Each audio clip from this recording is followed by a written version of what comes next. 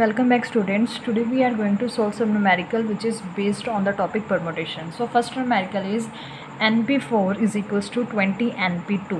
So हमारे पास जो formula है परमुटेशन का वो ऑलरेडी है NPR is equals to n factorial upon n minus r factorial. So अब हमने क्या करना है, अब इसमें हमने जस्ट जो वैल्यूज़ हैं n और r की वो हमने पुट कर देनी है. ठीक है, तो यहाँ पे हम पुट करते हैं NPR की वैल्यू. तो यहाँ पे इस केस में जस्ट R को आपने क्या करना है, रिप्लेस कर देना है 4 के साथ. तो हम स्टार्ट करते हैं. यहाँ पे n की वैल्यू जो है वो n ही है.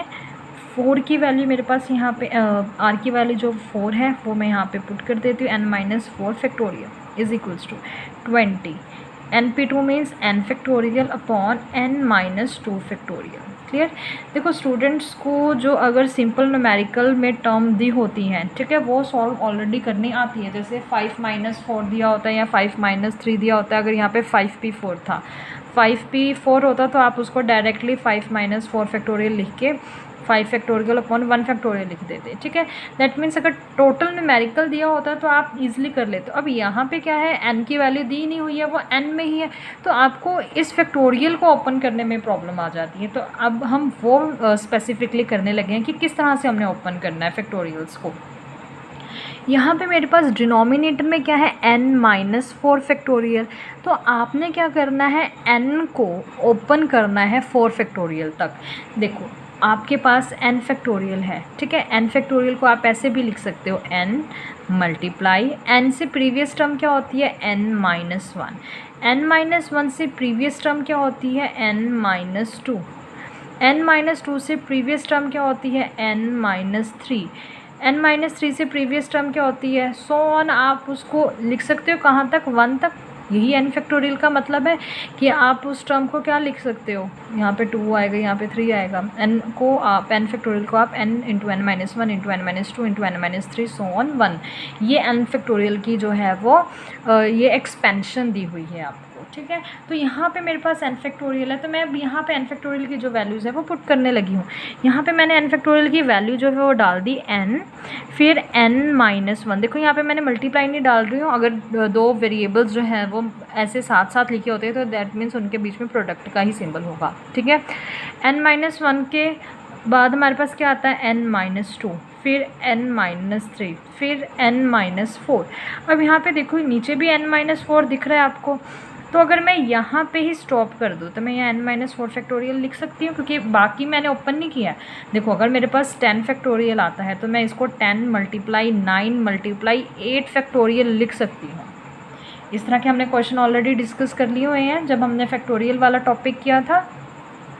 तो सिमिलरली इस केस में भी वही होगा. अगर यहाँ पे आपके पास n माइनस 4 है तो मैं इसको n माइनस 4 तक स्टॉप कर सकती हूँ. ठीक है, सेम हम राइट हैंड साइड पे यही करेंगे. n फैक्टोरियल है तो इसको मैं n minus 1 n minus 2 factorial यहाँ तक ही ओपन करूँगी, क्योंकि डिनोमिनेटर में मेरे को n माइनस 2 फैक्टोरियल जो है वो दिख रहा है.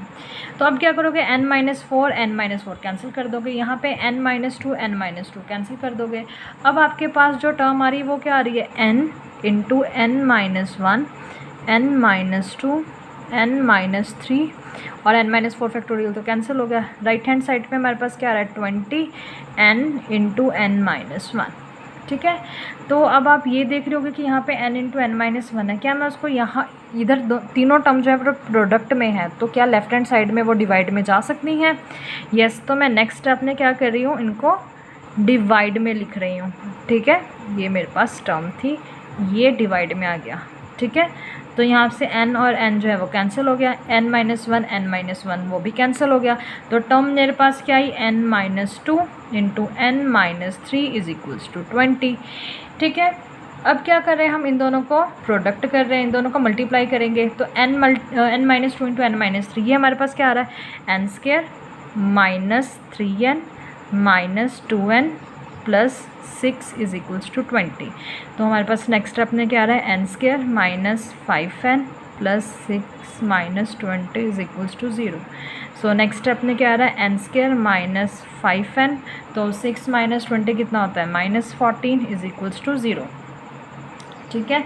अब हमने क्या करना है, इसके फैक्टर्स बनाने हैं। तो आप देखो 14 कौन से टेबल पे आता है, 14 जो है वो 7 के टेबल पे आता है, 7 इंटू 2 14, या हम 2 के टेबल पे भी कह सकते हैं कि 2 के टेबल पे भी आता है।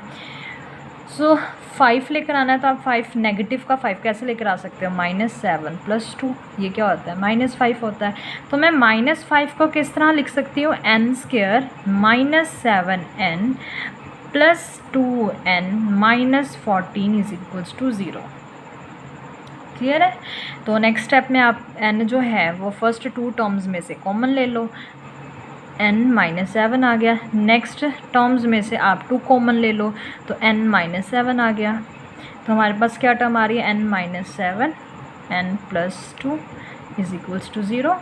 सो यहाँ पे आपके पास n की वैल्यू क्या आ रही है, n की वैल्यू आपके पास 7 आ रही है और -2 आ रही है। क्लियर है। बट यहाँ पे आप याद रखना कि जो n की वैल्यू है वो पॉजिटिव ही होगी, आपने कभी भी नेगेटिव वैल्यू नहीं लेनी है, क्योंकि मैं आपको ऑलरेडी बता चुकी हूँ कि जब हम फैक्टोरियल्स वगैरह लेते हैं तो हम हमेशा पॉजिटिव नंबर ही लेते हैं, ना ही फ्रैक्शंस में लेते हैं। और सेकंड थिंग इज़, यहाँ पे टोटल नंबर ऑफ़ ऑब्जेक्ट्स की बात की गई है n, तो वो आपके पास पॉजिटिव नंबर्स में ही होंगे। तो आप रिजेक्ट कर दोगे -2 को, तो आपके पास जो आंसर आएगा दैट इज़ n = 7। ये आपके पास आंसर आ गया। क्लियर। सो अब हम नेक्स्ट क्वेश्चन करने लगे हैं। नेक्स्ट क्वेश्चन में हमारे पास क्या है, np4 / n - 1 p4 = 5/3। क्लियर। तो सबसे पहले हम क्या कर रहे हैं, सबसे पहले मैं इस टर्म को सॉल्व करके विदाउट फ्रैक्शन में चेंज कर रही हूँ। तो यहाँ पे 3 × np4 = 5 × n - 1 p4, ये टर्म हमारे पास आ सकती है। ये वाली जो टर्म डिनोमिनेटर में थी इधर मल्टीप्लिकेशन में आ गई, ये डिनोमिनेटर में थी, ये इधर आके मल्टीप्लिकेशन में आ गई।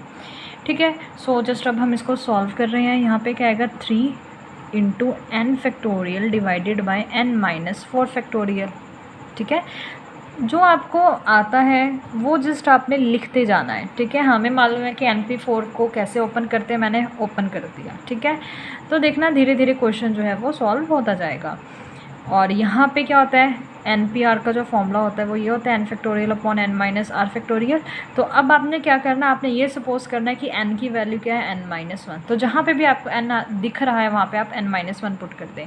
तो डिनोमिनेटर में भी n - 1 आएगा, -r की वैल्यू क्या है, 4। तो यहाँ पे ये टर्म आ गई। ठीक है। उसके बाद हम क्या करेंगे, उसके बाद जस्ट यहाँ पे ये देखो हमारे पास टर्म क्या आ रही है, यहाँ पे 3 आ रहा है। n फैक्टोरियल, तो n फैक्टोरियल को n - 1 n - 2 n - 3 n - 4 हम इस तरह से ओपन कर सकते हैं। ठीक है। यहाँ पे फैक्टोरियल आएगा / n - 4 फैक्टोरियल। क्लियर। और राइट हैंड साइड पे हमारे पास क्या टर्म थी, 5n - 1 फैक्टोरियल। तो इसको मैं जस्ट बेस सॉल्व करके यहाँ पे लिख रही हूँ, ओपन नहीं कर रही हूँ। आप इसी स्टेप में चाहे ओपन भी कर सकते हैं। ठीक है। तो n - 4 n - 4 कैंसिल हो गया। अब आपके पास टर्म क्या बच रही है, यहाँ पे 3n n - 1 n - 2 n - 3 = 5n - 1 n - 2। देखो आप क्या कर रहे हो, आप पीछे की साइड जा रहे हो ना, क्योंकि आप n फैक्टोरियल जैसे 5 फैक्टोरियल करते हो तो क्या करते हो, आप बैक साइड जाते हो। 5 × 4 छोटी टर्म्स आती हैं, छोटी टर्म्स आती है। तो n - 1 से छोटा n - 2, n - 2 से छोटा n - 3, n - 3 से छोटा n - 4, n - 4 से छोटा n - 5। तो ये हमारे पास, मैं 5 तक ही जाऊँगी क्योंकि डिनोमिनेटर में मुझे 5 ही गिवन था। तो n - 5 n - 5 फैक्टोरियल ये क्या होंगे, कैंसिल हो जाएंगे। ठीक है। प्लस इसी स्टेप में मैं वो टर्म भी कैंसिल कर सकती हूँ, ये दोनों साइड सेम आ रही हूँ। n इधर भी n - 1 इधर भी आ रहा है, इधर भी आ रहा है, तो ये n - 1 कैंसिल हो जाएगा क्योंकि ये n - 1 मल्टीप्लाई में इधर आके डिवाइड में आएगा। ठीक है। तो शॉर्टकट्स अपनाते हैं। अब आप +1 क्लास में हो गए तो ये जो बेसिक्स चीज़ें आप कर सकते हो। यहाँ पे आपको ज़रूरी नहीं है यहाँ पे डिनोमिनेटर में शो करके ही कटिंग करनी है। ठीक है। यहाँ पे n - 2 है और यहाँ पे भी n - 2 है, ये भी कटिंग हो सकती है। यहाँ पे n - 3 है, यहाँ पे भी n - 3 है, तो ये भी कटिंग हो सकती है। ठीक है। तो अब आपके पास जो टर्म आ रही है वो टर्म क्या बच रही है, यहाँ पे देखो हमारे पास यहाँ पे सिर्फ 3n बच रहा है और राइट हैंड साइड पे मेरे पास क्या टर्म बच रही है, 5 × n - 4। ठीक है। तो अब हम क्या कर रहे हैं, इसको जस्ट सॉल्व कर रहे हैं। यहाँ पे क्या आ रहा है, 3n is equals to 5n minus 5 4 जा 20। तो 3n को भी हम इस साइड ले आते हैं, तो हमारे पास टर्म क्या आ जाएगी 5n minus 3n minus 20 is equals to 0। 5 minus 3 कितना होता है 2n minus 20 is equals to 0। Then 2n is equals to 20, so n की वैल्यू कितनी आ गई है 10। तो ये हमारे पास क्या आ गया, ये आंसर आ गया। ठीक है, तो इस तरह का कोई भी क्वेश्चन आए तो आप इजीली सॉल्व कर सकते हो। आपको जस्ट मेथड पता होना चाहिए कि जो NPR फैक्टोरियल है या NPR है उसकी परमोटेशन जो है वो कैसे ओपन होती है। ठीक है, और आपको n के फैक्टोरियल के फॉर्मूले भी आने चाहिए। ओके।